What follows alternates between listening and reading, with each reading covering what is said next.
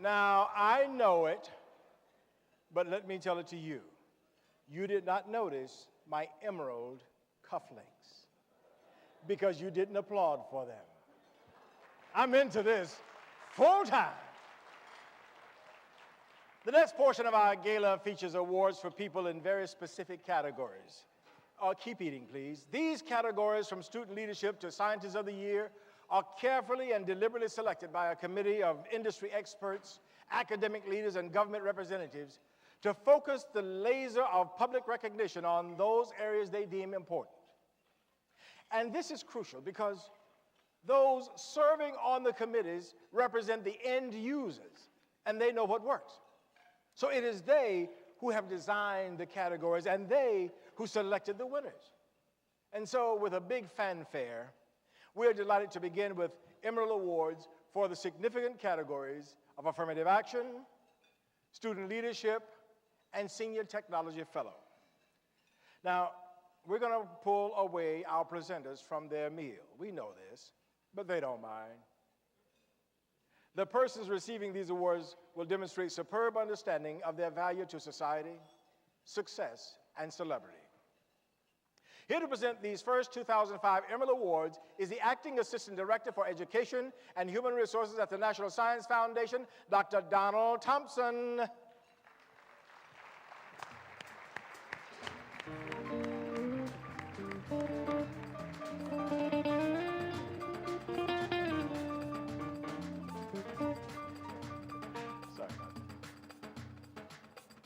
Thank you, Bill. Leveling the playing field for minorities has made a difference for many of the people we are saluting tonight. So it is only proper that the first Emerald Award goes to a man who exemplifies everything that is right about affirmative action. As Program Director for Research Careers and Minority Scholars Program, and then the NATO Postdoctorate Fellowship Program and Graduate Research Trainee Program, our award winner asked, how can we enlarge opportunities for minorities where almost none exists? Joining the team that designed the first Alliances for Minority Participation, now the Lewis Stokes Program, he helped drive dramatic increases in minority baccalaureate degrees in science and technology. Managing the Alliance for Graduate Education in the professorate since 1999, he has increased both the number and distribution of institutions proactively engaged in developing minority doctoral talent. Today, 21 alliances across the U.S. support some 9,000 minority doctoral students. Graduates and participating institutions have grown from 563 minority PhDs in science, technology, engineering, and mathematics to, in 2000, 702 minority PhDs in 2004. I'm delighted to present this Emerald Award for Affirmative Action to a colleague at the National Science Foundation, Dr. Roosevelt Johnson.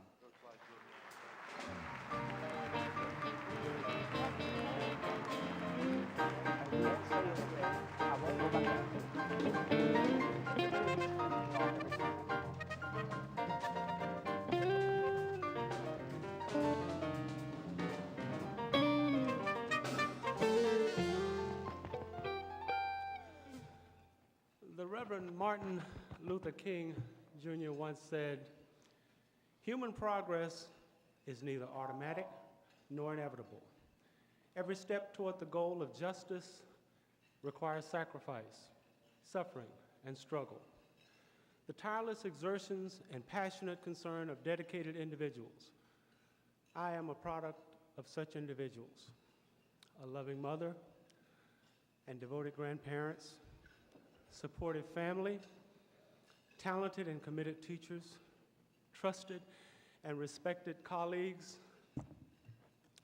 and a few unconditional friends.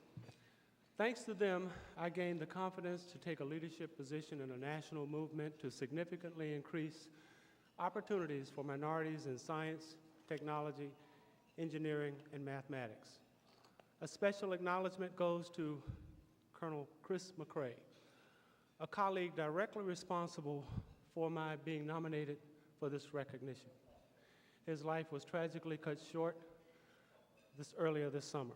My expression of appreciation would not be complete without acknowledging two very special people in my life.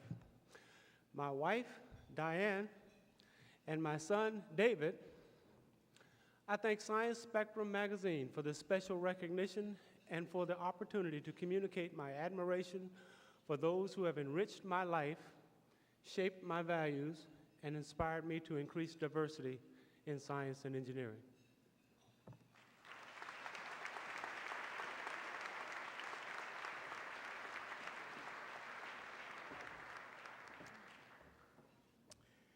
Students are continually asking why, how, and what if questions.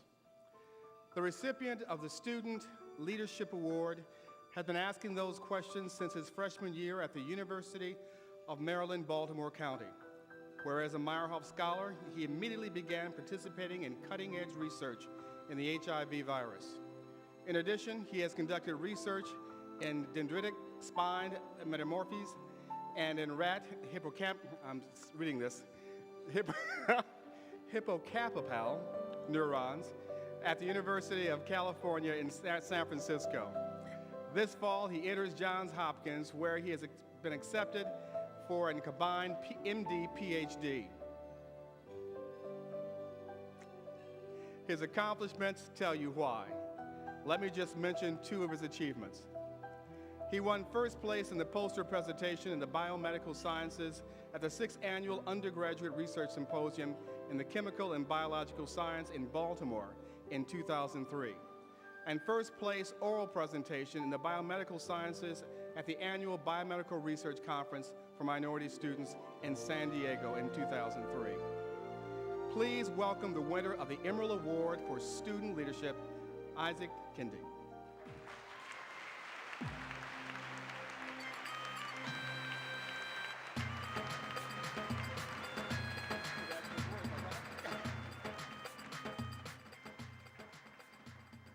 Good evening. My time at UMBC has been guided by truly great people. As a Meyerhoff Scholar, I was in a program initiated to increase the number of African American PhDs. As I am now pursuing an MD PhD, I'd like to thank Robert and the late Jane Meyerhoff, along with Dr. Freeman Rabowski, president of UMBC, Ernestine Baker, Lamont Tolliver, and the rest of the Meyerhoff staff for truly great mentorship and guidance. In addition, I'd like to thank my research mentor, Dr. Michael Summers, a top-notch researcher with a genuine commitment to see minorities excel in science, along with Dr. Lynn Zimmerman, Vice Provost for Academic Initiatives at UMBC. Finally, I also must thank God and my family for making everything possible to me. It was once said that the sign of a great man is that the closer that you get, the greater he sings. During my 4 years at UMBC, I've realized how true this is of the men and women that have mentored me, and I hope to one day be as great as they. I feel so honored to be here. Thank you for recognizing me for this award.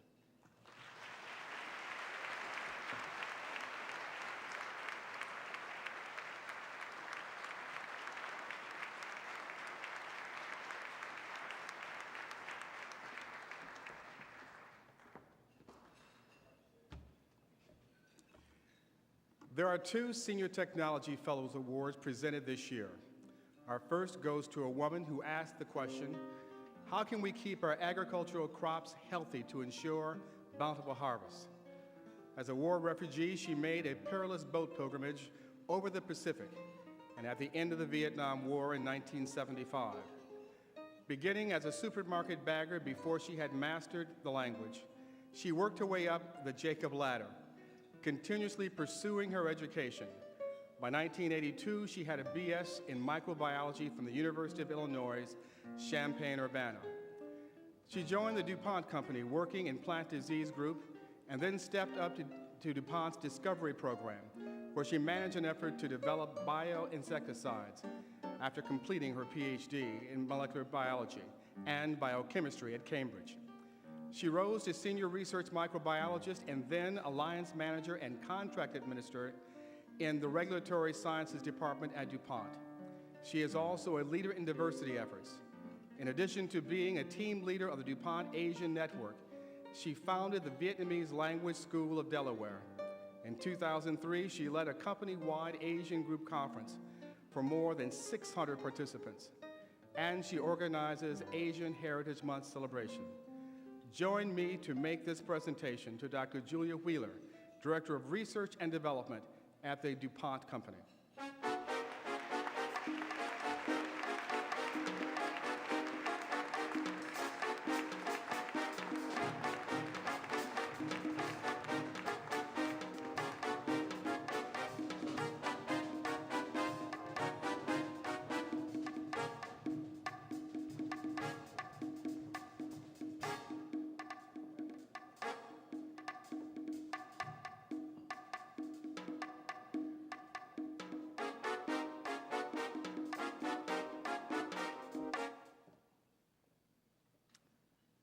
Working at DuPont is a privilege that I have been enjoying for the last 20 years. The theme of our work is the miracle of science. And thousands of DuPont scientists and employees are doing just that. We bring miracles to our daily life through science and technology. My contribution in the agricultural biotechnology is just a small part of a larger endeavor at DuPont to provide better, healthier, safer, and more convenient quality living for people around the world. It's a great honor for me to be here this evening to receive this award. I would like to thank God for giving me the freedom and opportunity in this wonderful land, the United States of America. I am free to dream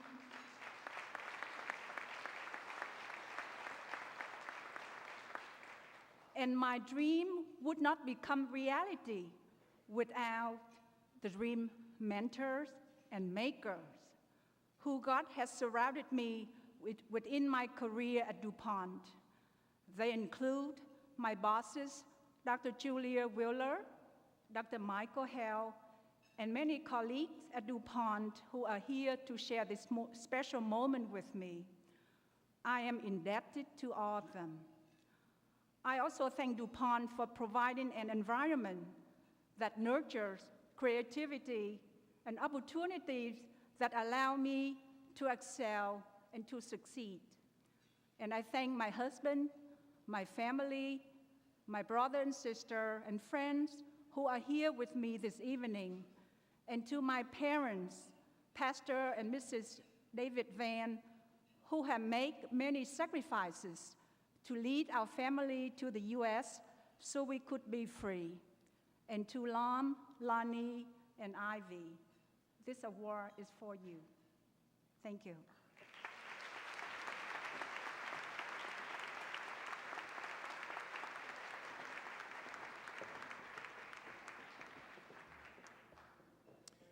The second Senior Technology Fellow is presented to a man who asked the question, what if we can produce an entirely new class of cancer-fighting drugs? And that is what this analytical chemist accomplished through his Peglian process, the process of his own equipment, began when he completed his bachelor's degree in chemistry at Fudan University in Shanghai in 1982, and stayed there for his master's degree in organic chemistry. He joined the Shanghai Institute of Biochemistry as a research chemist for 3 years, and then came to the United States to earn his PhD in analytical chemistry at Rutgers. Postdoctoral studies followed in the Center for Advanced Biotechnology and Medicine at Piscataway, New Jersey, where he designed and synthesized a DNA peptide, conjugates for DNA drug delivery. In October 1994, he joined Wyeth Research as a senior scientist and soon moved up to director when his analytical opportunities overwhelmed his colleagues. Today, he is responsible for Analytical Technology Group while he handles critical issues for 12 Wyeth pre-development projects each year. His superiors say he can solve just about any problem and back it up when they have presented him with numerous internal awards. Joining me to present this award is Vice President for Worldwide Regulatory Affairs at Wyeth, Dr. Henrietta Ukwo. I believe the Emerald Senior Technology Fellow Award is just right for Dr. Timin Zhu.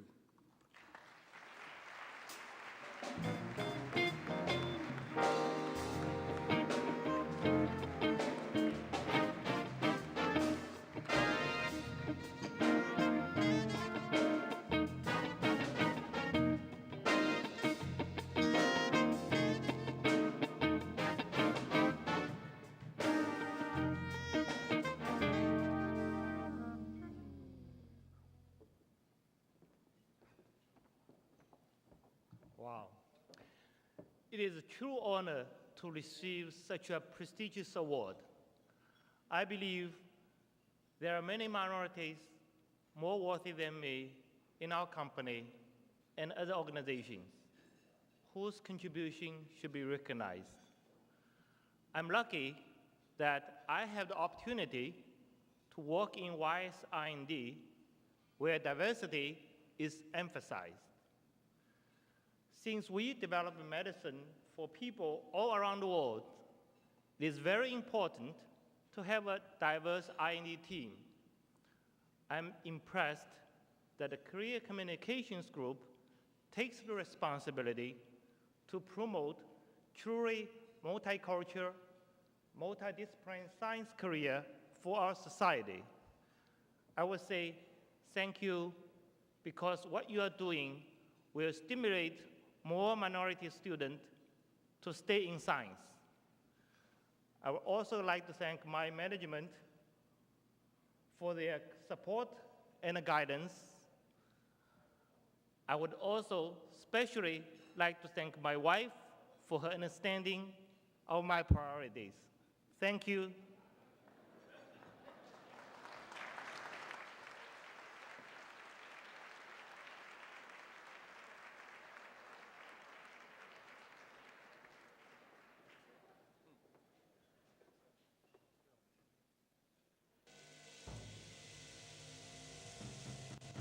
Deep into the outer recesses of space, deep into the core of the human body, deep into age-old mysteries, deep into our heritage and culture, deep into problems of the 21st century.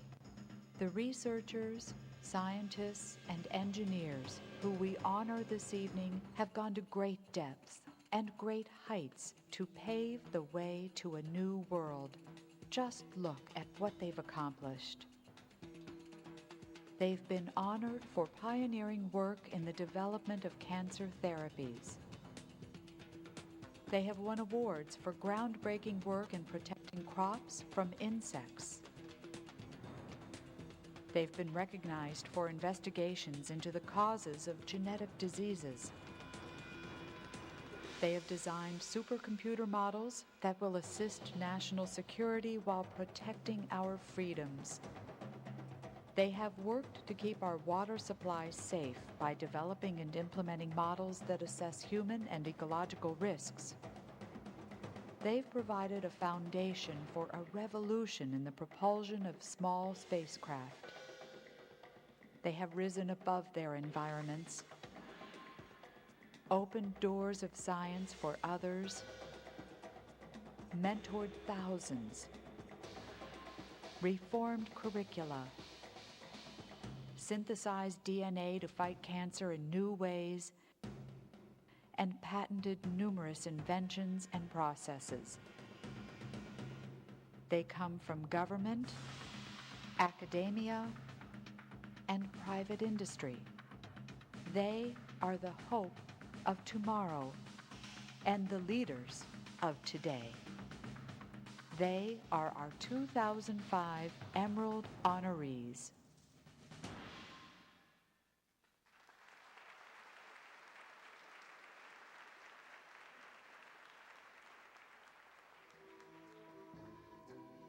If education is at the heart of research, investigation has to be its soul. To investigate means to dig curiously into things and track their progressions to a logical end. And to be a senior investigator means you have asked a lot of questions and overcome a host of analytical hurdles with illustrious success. Makes you want to know who they are, right? To present the Senior Investigator Emerald Awards, please welcome once again from Bausch & Lomb, Dr. Mahendra Nandu.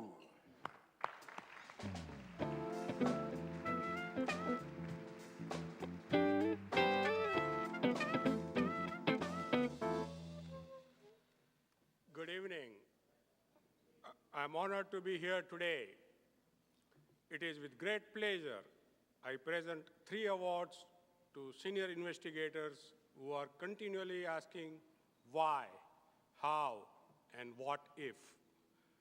Our first award goes to a woman who came among other questions, asked how can we keep contact lenses moist and comfortable?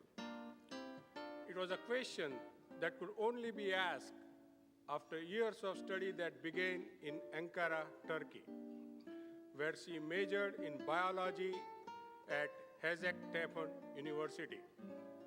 In 1992, she matriculated at Georgia State University in Atlanta, completing her master's in microbiology and molecular genetics in 1995.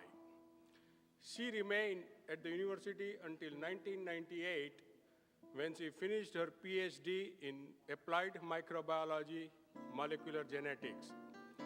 She stayed on in a postdoctoral program to lead a team pursuing regulatory approval to launch a line of biopolymer coatings for medical devices.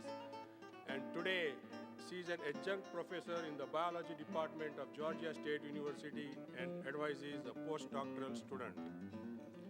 In 1999, she signed on with Bausch & Lomb as a senior scientist, and in 2001, rose to principal scientist, researching novel contact lens cleaning solutions, eye drops, and antimicrobial lens surfaces. By 2003, she was a research fellow for Bausch & Lomb's research group. Among other discoveries, she was co-inventor of several multi-million-dollar eye care products, including Renew with Moisture Lock multi-purpose contact lens care solution. Bausch & Lomb's sales growth with these products has been the highest for any lens care product. And now, here is the Vice President of Research at Bausch & Lomb, Dr. Joseph Solomon, to present the first Emerald Senior Investigator Award to our colleague, Dr. Roya Nicole Borazzani.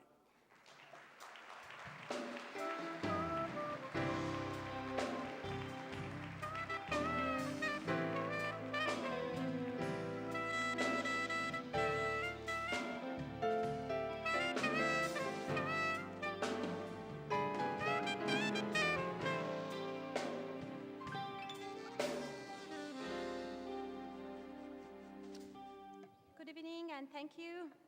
It's an honor to be here tonight. I'm flattered you have selected me, and I have so many people to thank. I'd like to thank Dr. Joseph Salomon for being my mentor, supporter, and most importantly, a friend throughout my career at BNL. For me, the most gratifying aspect of this honor is being included among a group of great thinkers and leaders. Our collective efforts reflect our commitment to consumers and the research and medical communities. It's a commitment to develop and deliver innovative new products using advanced technology. That's the fun part, and it really is fun. I remember sitting in a conference room with a small group of colleagues discussing how to develop a new contact lens solution encompassing superior safety, convenience, and comfort. I'm sure you have had similar experiences being assigned to the task of bringing ideas to life, ideas that become products. Awards are tremendous and humbling, but consider the person whose eyesight is deteriorating and suddenly they can see clearly. That's the most beautiful reward, helping people, or as we say at Bausch & Lomb, perfecting vision, enhancing life. Thank you.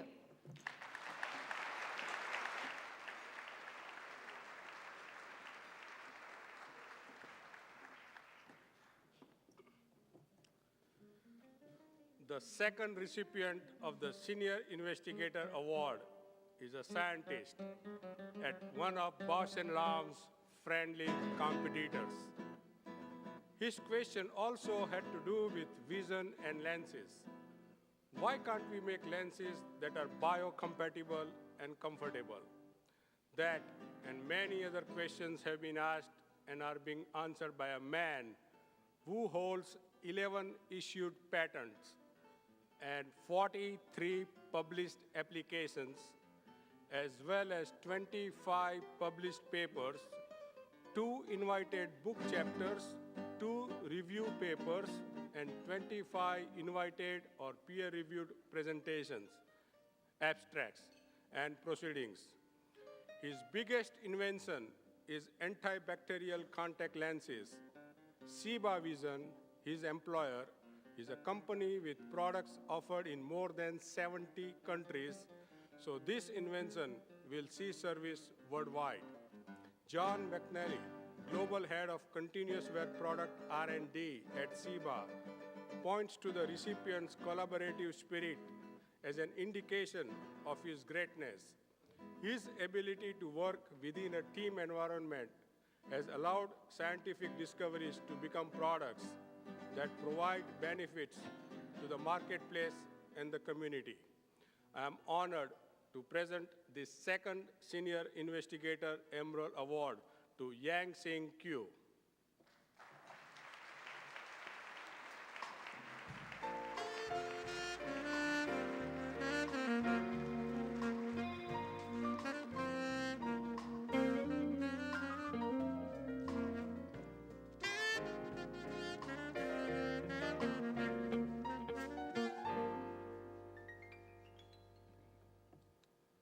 Good evening. I'm thrilled and honored to accept the Senior Investigator Award tonight and to be part of these Emmy Awards. I'm working at Ciba Vision on developing the next generation of continuous wear contact lenses. I'm proud that my work contributes to healthier vision around the world. My thanks first go to my management, my team, and my peers at Ciba Vision, all of whom have been very supportive and excited by my achievements, especially my manager, Celeste Aguado, for her guidance and support. I'm also grateful for my PhD training and the teaching experience at Zhejiang University, China, and a postdoctoral experience in Germany and here in the States. Last but not least, I would like to thank my family. I know all of this would not be possible without their support and love, especially my parents who are still back in China, and my wife Hannah, who is here with me tonight. Thank you all very much.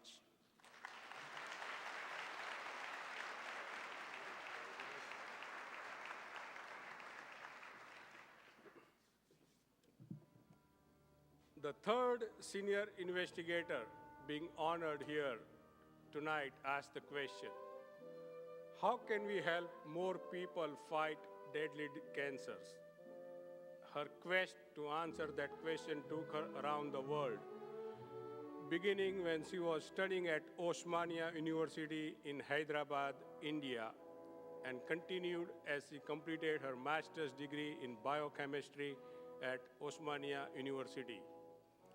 She became a junior research fellow at the Center for Cellular and Microbiology in Hyderabad, served as senior scientific assistant at the Council of Scientific and Industrial Research, finished her PhD work at Max Planck Institute for Biophysical Chemistry in West Germany, University of Edinburgh, Scotland, UK, Massachusetts Institute of Technology, Boston, US, and Osmania University, and did postdoctoral fellowship at the University of California at Berkeley. Soon afterwards, she completed a postdoctoral posting at Yale University School of Medicine, followed by a 2-year stint at the National Cancer Institute in Frederick, Maryland. A succession of postings followed at the Wistar Institute in Philadelphia, the Fels Institute for Cancer Research and Molecular Biology at Temple University School of Medicine, the Kimmel Cancer Institute of Jefferson Medical College, the Division of Cancer Genetics, Allegheny University of the Health Sciences, and the Program of Cancer Genetics, Drexel Medical School, Philadelphia. That dazzling run led to her recruitment as the State of Georgia Cancer Coalition's Distinguished Cancer Scholar at the Morehouse School of Medicine, where she is also a professor and co-director of the Program of Cancer Biology. I am elated to present the Senior Investigator Emerald Award to Dr. Veena Rao.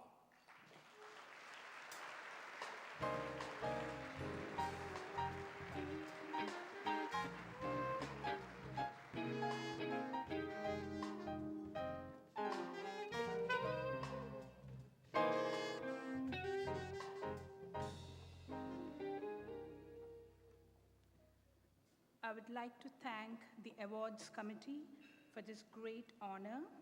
I deeply appreciate my Morehouse School of Medicine, employees, and Georgia Cancer Coalition for the support and encouragement. I would like to thank my husband, Dr. Reddy, for his undeterred support throughout my scientific career.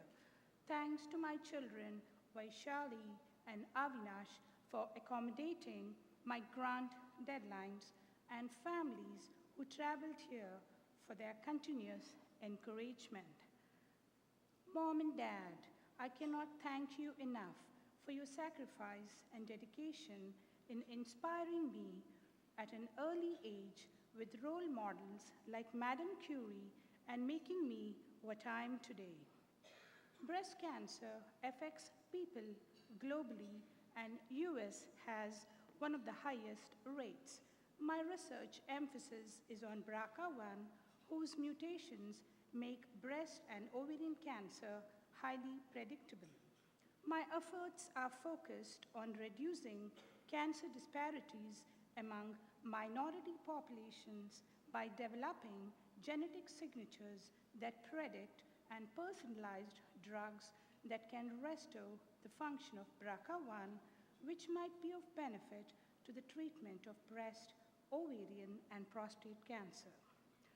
30 years from now, it does not matter what you weigh. What really matters is how you apply what you learn to solve global health problems. Thank you.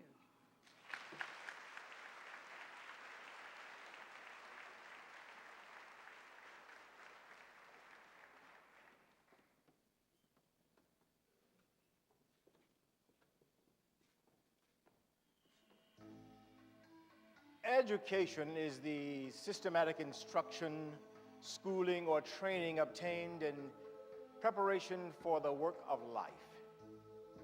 Isn't that beautiful? Education is at the very root of everything we attempt in the guise of good education or miseducation or bad education. And therefore, it is most fitting that we honor those who have dedicated their careers to making exceptional education the standard. Our first recipient struggles with the question, well, so am I struggling. Let me know when you get there. I'll just stay here and dance. Struggles with the question, how can we better protect us military personnel and citizens from threats of all kinds?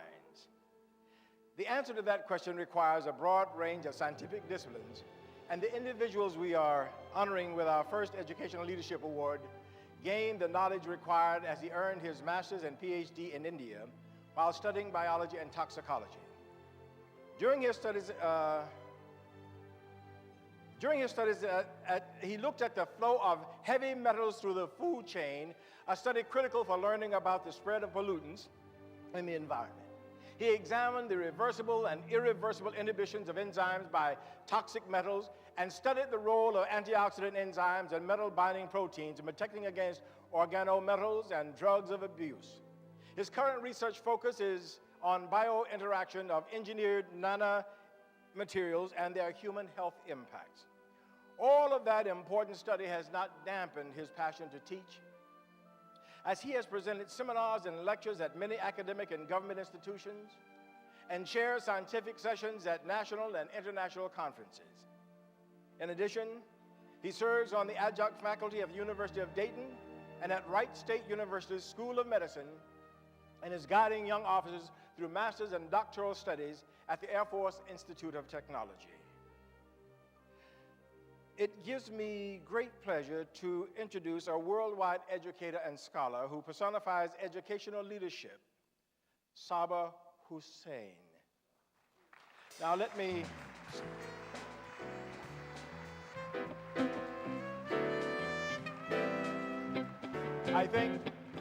I think we got confused. Dr. Uku? Yes. Would you come and join me, please, to help make these presentations?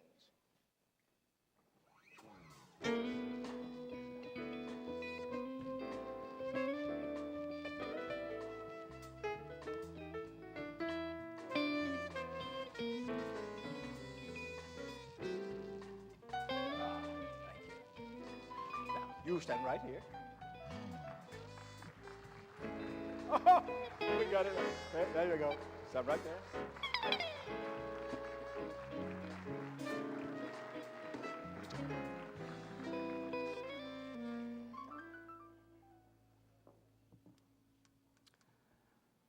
It's a great honor for me to be selected for this 2005 Emerald Award.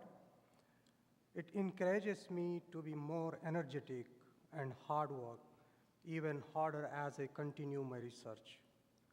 My main goal is to apply cutting-edge technology to investigate innovative novel research that improves our environment and protect human health. I am thankful for all those who supported me in my scientific career to accomplish my goals.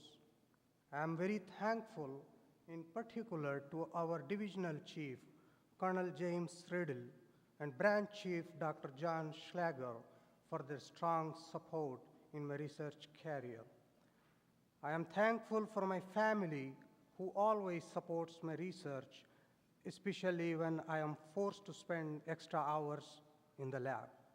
Thank you very much.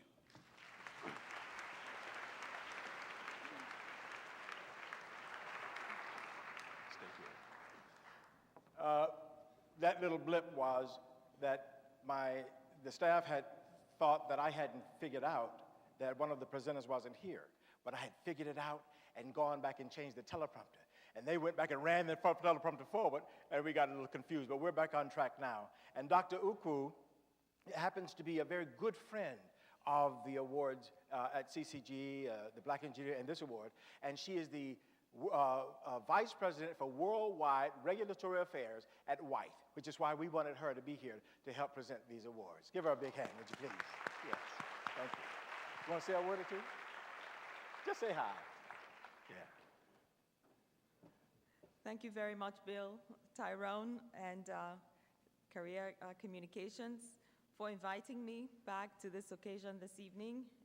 I received the award for Women in Outstanding Research 2 years ago, and very, very proud to be a part of this ceremony that showcases the talent of minority and supports diversity. I am at Wyeth Pharmaceutical, and I would like to use this opportunity to recognize very senior members of Wyeth that are here with us this evening.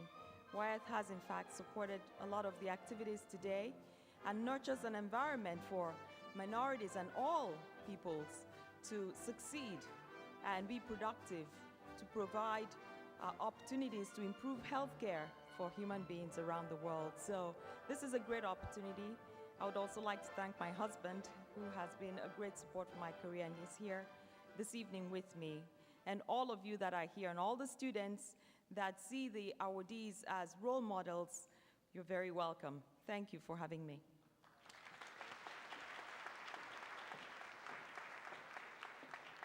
As I was saying before my mic was turned on, when our second Educational Leadership Award recipient joined the faculty at Towson State University, he asked the question, what if students were more engaged in their studies and learned by doing?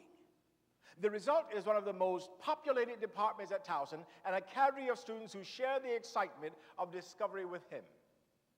He came to Towson 2 years ago from LSU, where he completed his PhD in plant biology. He majored in biology education at Texas State University, completing his BS in 1991 and his MS in biology in 1996.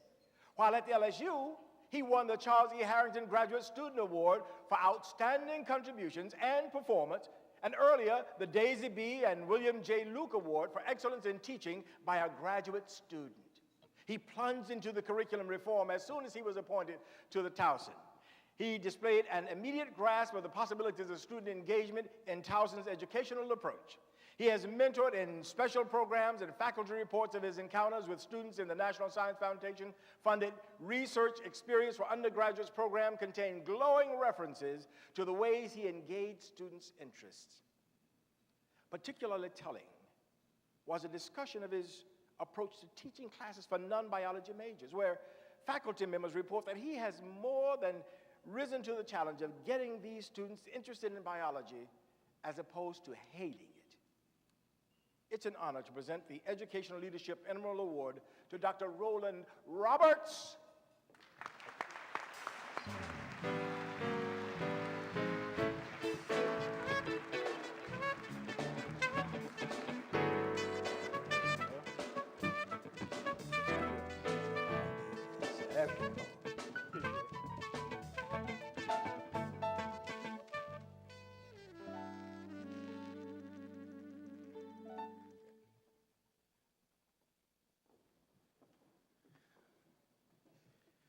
I must first express my thanks to my colleagues at Towson University for nominating me for this award, and Spectrum Magazine for honoring me. Throughout life, the support of family members, friends, and mentors combined with one's own motivation provide the foundation for achieving excellence. The motivation to strive for and achieve excellence is sown way before one enters college. In recognizing that, I express sincere thanks to my family and friends. I must mention specifically my mother and my son for their encouragement. The guidance I receive from family and my mentors play a major role in my quest to involve and guide students, especially undergraduates, in the learning and research experience at Towson University. Thank you.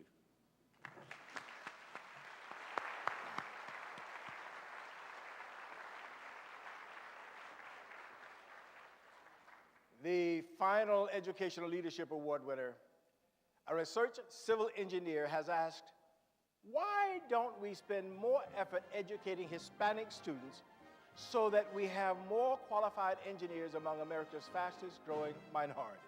Good question. He graduated from the University of Puerto Rico at Mayagüez with AB in science, in chemical engineering, then earned his master's in environmental engineering and PhD in civil and environmental engineering from the University of Iowa. He then served to grow the student exchange program at his alma mater. Through his efforts, more than 215 science and engineering students have worked in the 6 engineer research and development laboratories of the U.S. Corps of Engineers since 1990. Our recipient also worked to develop the curriculum for the PhD in environmental engineering at the University of Puerto Rico at Mayagüez. All of that is in addition to his regular duties in the Army Corps of Engineers. The Corps of Engineers is a key enforcer in the protection of the environment, and our recipient is a major part of the research support. He was a main player on the team that developed models for the groundwater modeling system, the watershed modeling system, and the Army Risk Assessment Modeling System. These are computer software tools that assess human and ecological risks. It is our pleasure to present the Emerald Award for Educational Research to Dr. Carlos Ruiz.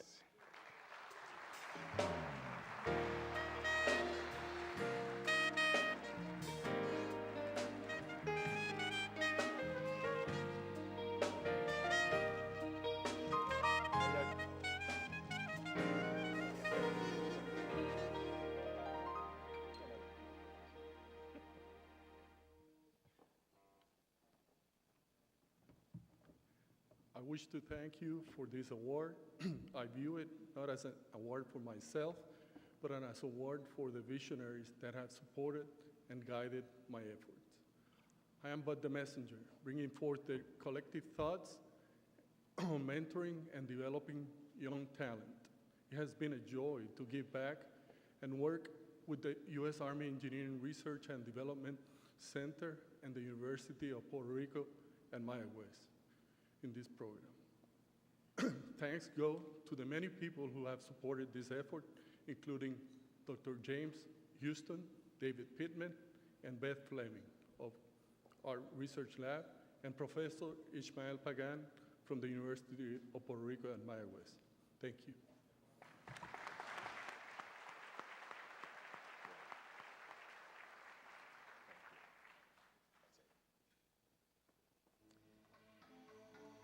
We understand promise.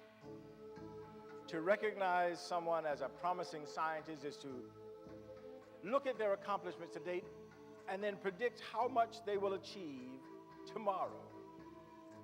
Our next honorees have been tagged with a most sensational prediction that of all the promising scientists, these possessed the most promise. To present these awards, it is my honor to introduce the Assistant Director for Programs at Johns Hopkins University Applied Physics Laboratory, Dr. David Kulbaugh.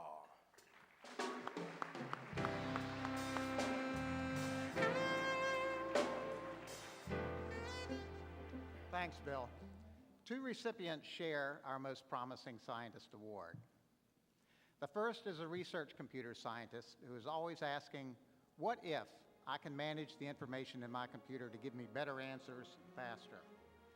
He has a passion for developing tools to manage research, to create distributed agent-based systems for data modeling and database management, applied to bioinformatics and intelligence analysis, work that is critical to national security.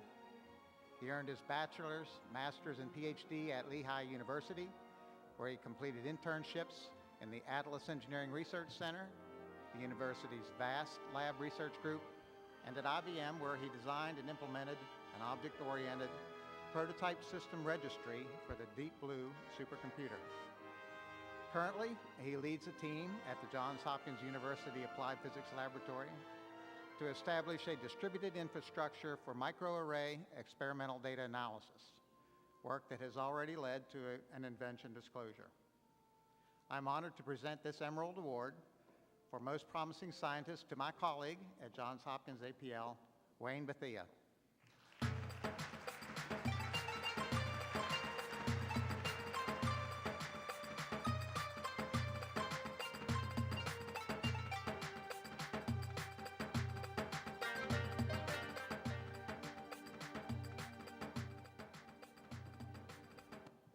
Good evening.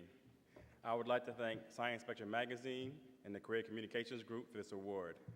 I would also like to thank Johns Hopkins University Applied Physics Laboratory for nominating me and allowing me to represent our exceptional institution of research, science, and engineering.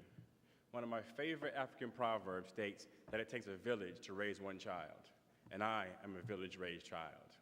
I would like to give my sincerest thanks to my village, which not only includes my beloved parents, my extended family, and my dearest friends, but has grown to include my coworkers, my colleagues, supervisors, and laboratory leadership.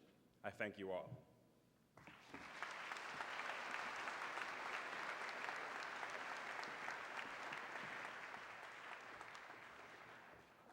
Our second recipient of the Most Promising Scientist Award has asked many questions during his journey from rice paddies in China to senior research scientist at Lilly. But perhaps none so important as, why can't we find better treatments for diseases such as Alzheimer's, cancer, and depression?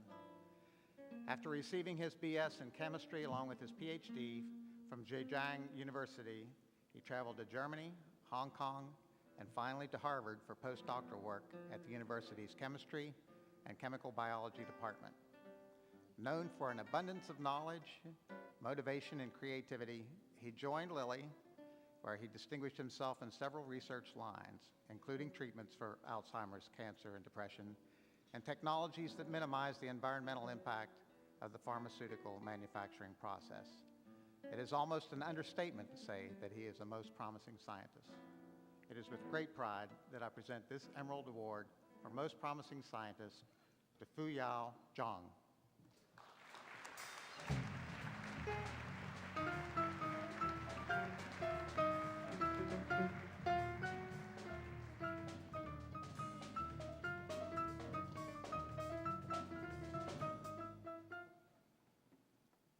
Thank you, Dave.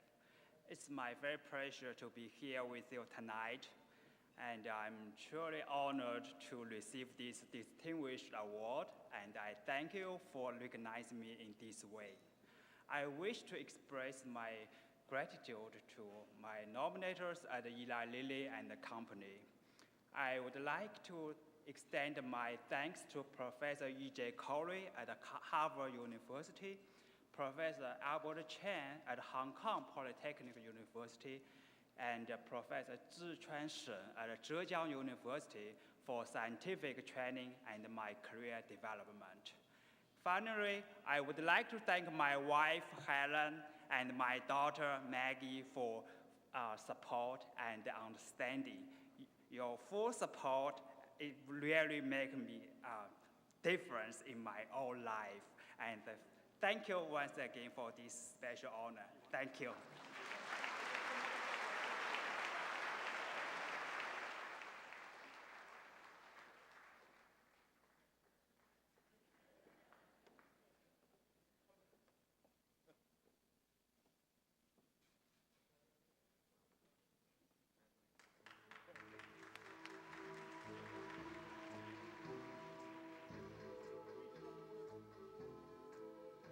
Think of the word career, we often think it means a full run of any course. But while that is correct, a more apt meaning for our purposes here is a running of any course at full speed.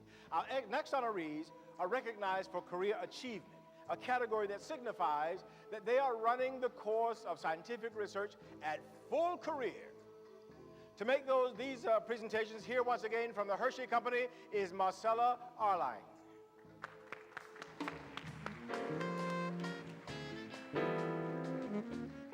Thank you, Bill. Three deserving people, a program director at the National Science Foundation, an executive at a major pharmaceutical company, and a professor at a respected college of medicine, are receiving Career Achievement Awards tonight. Our first recipient hopes to change the outcomes of children born with congenital diaphragmatic hernia by asking, why does this disease affect 1 in 2,500 infants? And how can we decrease the mortality rate that hovers between 50 and 80%?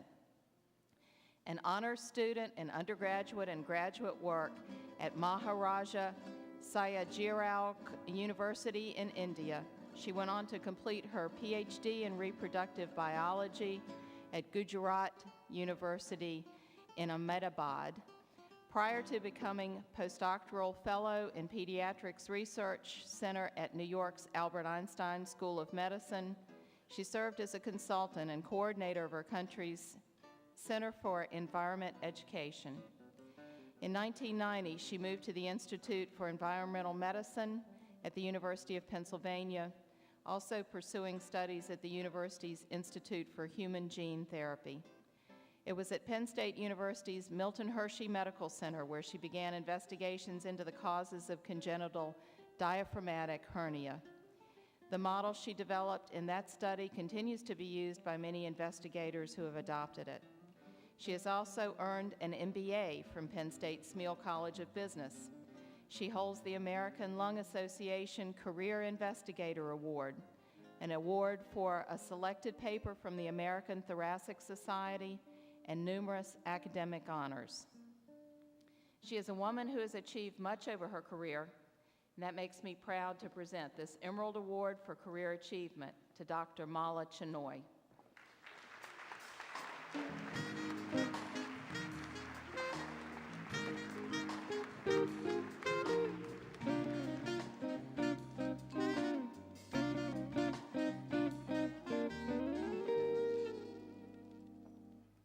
Thank you, Marcella, and good evening to all.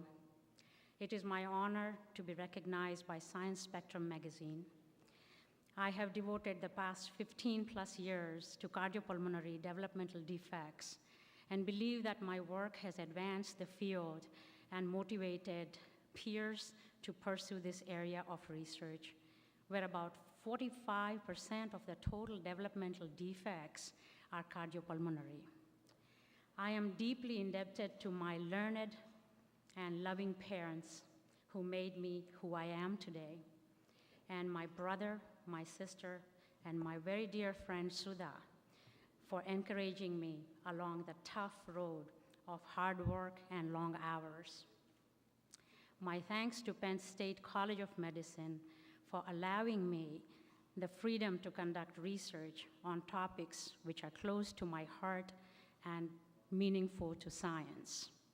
My colleagues, Dr. Silly, Dr. Suleiman, Mrs. Kaler, Ms. Glenda Shoup, I thank them for their encouragement, to Dr. Bradley and to Dr. Reynolds for their support, guidance, and for mentoring my career, and to all who are present today to share this honor with me. My father used to say, "Do not follow where the path leads. Instead, go where there is no path. And leave a trail and make your mark." I must say that Science Spectrum magazine is surely making its mark and is one step ahead of all major academic, government, and private organizations in duly recognizing the achievers from diverse backgrounds. Thank you all for being here today, and I appreciate everybody's support. Thank you.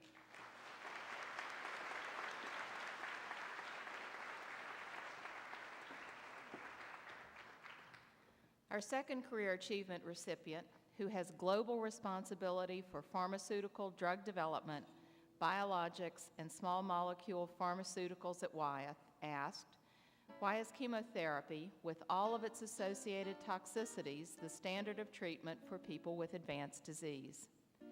After completing his BS with honors at St. Xavier's College in Calcutta and receiving a master's degree at the Indian Institute of Technology, this recipient traveled to this country to earn his PhD in biochemistry from Penn State University in 1987.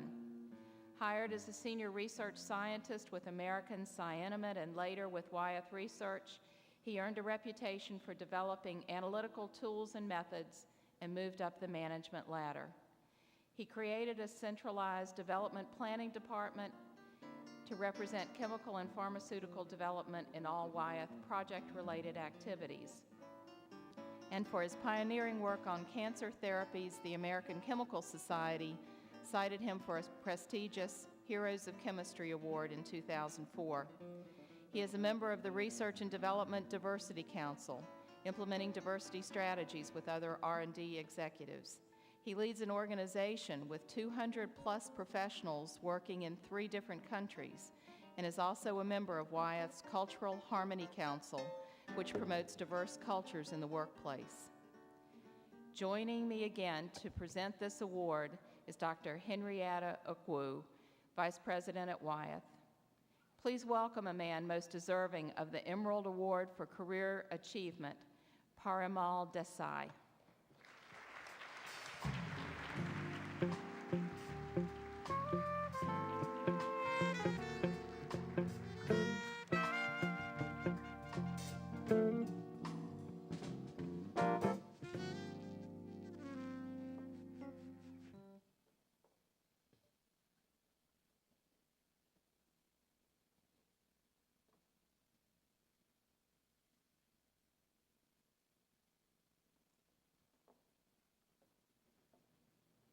Thank you, Marcella, Secretary Henrietta. Good evening, all. It is indeed my privilege and honor to receive this prestigious Emerald Honors Award from the Science Spectrum magazine. I sincerely would like to attribute this honor to my parents, teachers, and colleagues who trained and supported me to grow as a professional pharmaceutical scientist. I especially would like to thank Dr. Mari Bakir Fauzi, Executive Vice President, and my mentor, at Wyatt for nominating me for this esteemed award and creating a culture, creating a more inclusive work environment that allows all employees to reach their maximum potential. And last but not the least, thank my wife Sweta, she's also here, for her untiring love and support to my career. Thank you very much all. Bye-bye.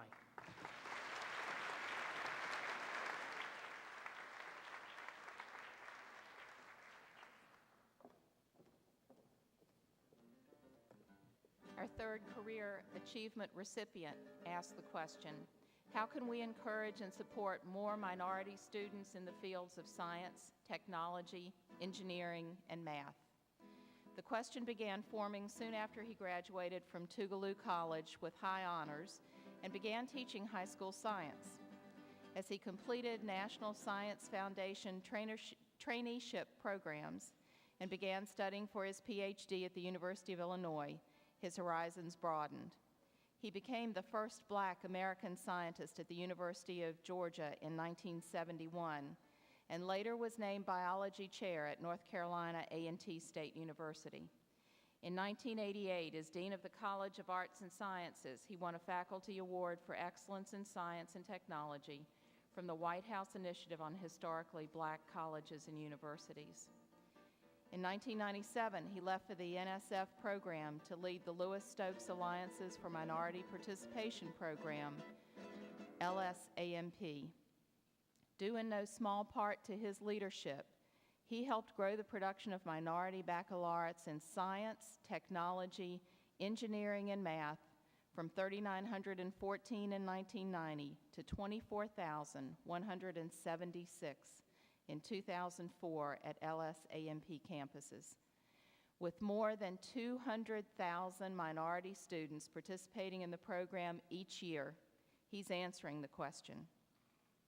It's my honor to present this Career Achievement Emerald Award to a fellow scientist from the National Science Foundation, A. James Hicks.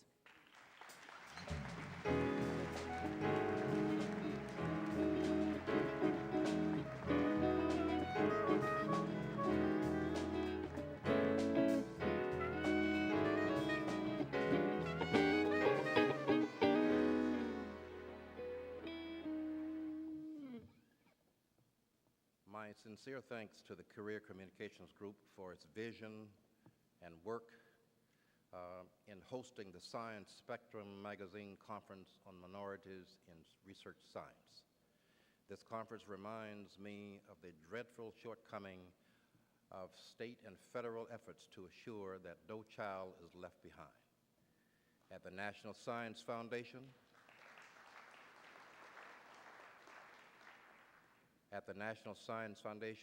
we continue learning through recent and relatively modest efforts that students of color can excel in large numbers in the science and engineering disciplines when money is not an object. The Lewis Stokes Alliances for Minority Participation program has $35 million annually to produce over 24,000 minority baccalaureate graduates in the STEM disciplines. As a nation, we need to reinvigorate and renew public policy that invests more in education at all levels of investment in human capital. The author of Roots, Alex Haley, once wrote, "Anytime you see a turtle on top of a fence, you know he had some help getting there." I want you to know that I feel that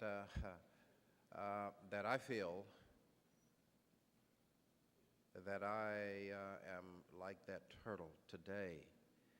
Indeed, I want to thank my parents, mentors and advisors, my wife Pearl, daughters Renee and Rosalind, granddaughter Sasha, and my family all the way from Mississippi, co-workers at the National Science Foundation, and occasional naysayers. I remind the youth and students in the House, especially my students from Howard University who are in the AMP program. It has taken me 35 years to become an overnight success. Remember to work hard, be persistent, work long hours with focused energies. My fellow honorees, the Career Communications Group, family and friends, it is my honor to be with you tonight.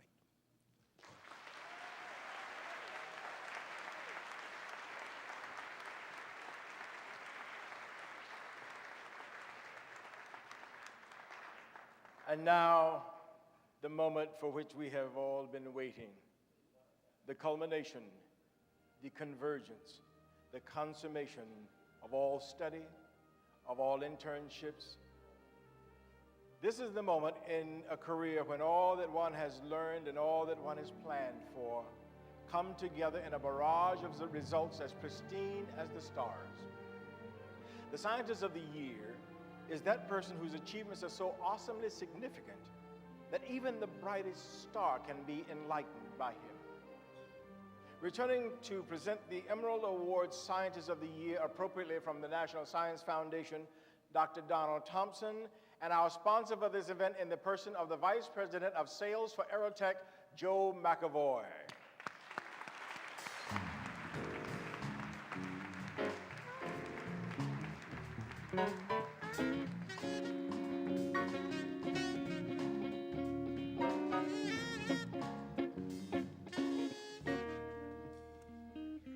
Questions asked by the recipient of the Scientist of the Year award are understandably complicated and varied. He asked, why can't we use ionized gas power extraction technologies for turbine engines? How can we design hypersonic missiles that are pinpoint accurate? What if millimeter wave technology that exceeds the capabilities of optical or infrared imaging can be used for aviation safety, for closer watch on spacecraft at launch, for non-obtrusive scanning of personnel? You might expect that the Scientist of the Year would have completed his BS, MS, and PhD degrees in aerodynamics at MIT. And you might expect that he would have worked at a company like the GE Corporate Research Center where he could probe the mysteries of hypervelocity plasma armature projectile launchers, develop a gas design for high-power circuit breakers, and parse the gas dynamics of high-temperature coating operations. You might assume that he would eventually join NASA, where he would become overall program manager of a project to develop integrated long-range research plans for a national aerospace plane, hypersonic flight guidance, and control systems.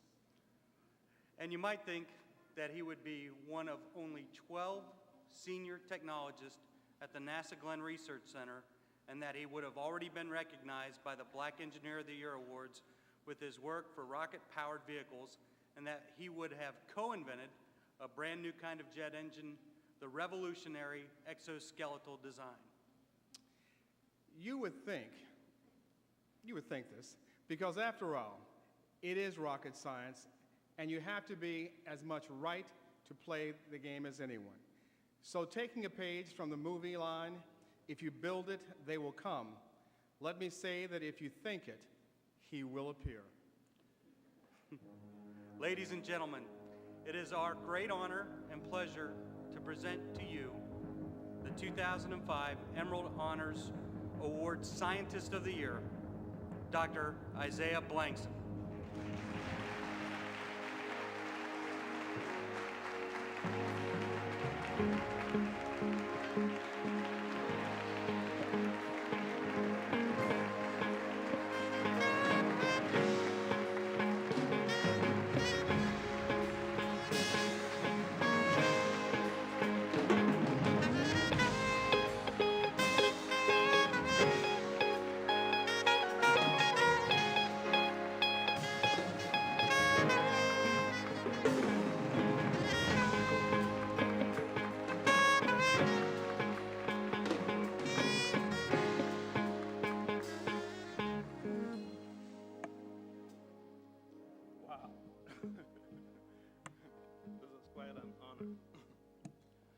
I'm greatly honored to receive the Scientist of the Year award.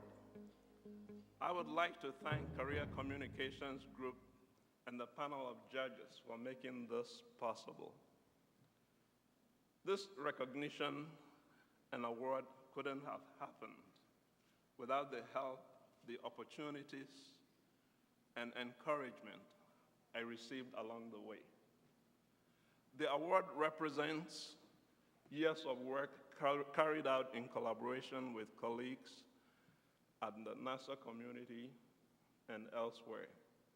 This honor belongs to them as well. This has been quite a journey for my career, from a small school in Ghana where my parents instilled in me a love of learning, through my college years at MIT, and now as senior scientist, technologist at NASA. But my journey doesn't end here.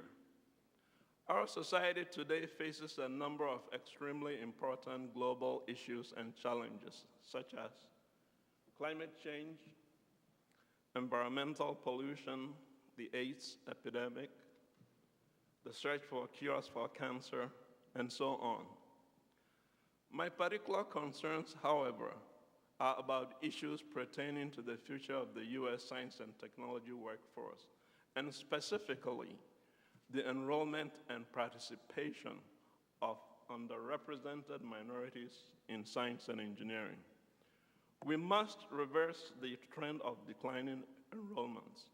We must invest resources to posture ourselves to face the competition that will surely come from other countries. We must intensify our outreach programs to excite students in high school and college.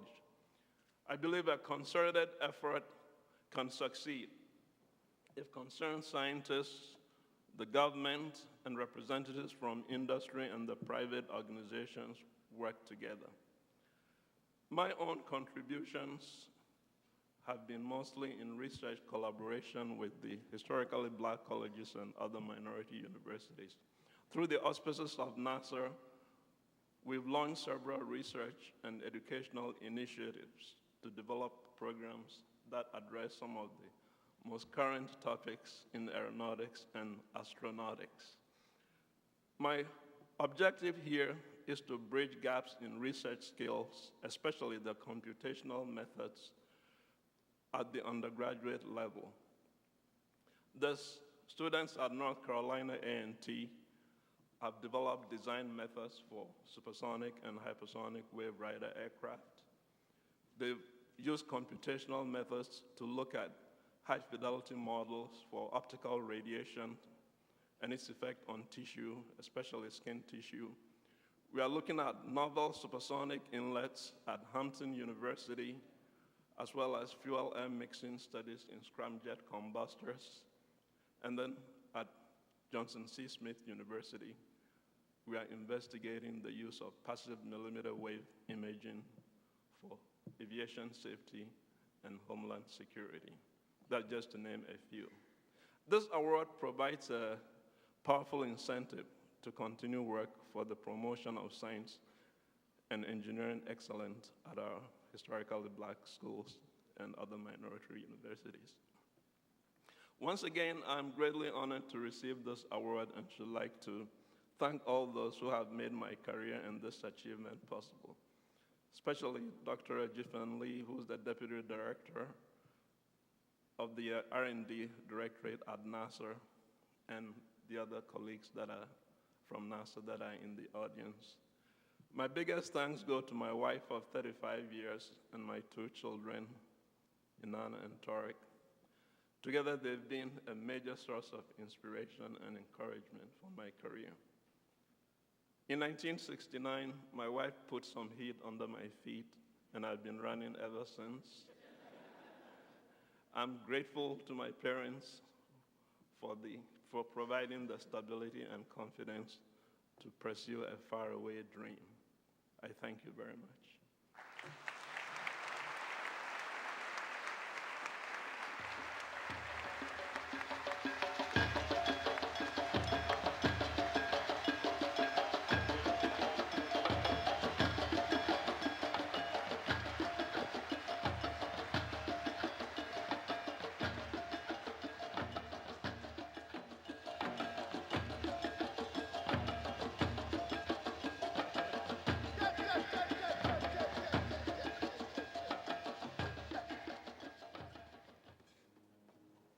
Well, the awards have all been distributed now, and your applause has been illuminating.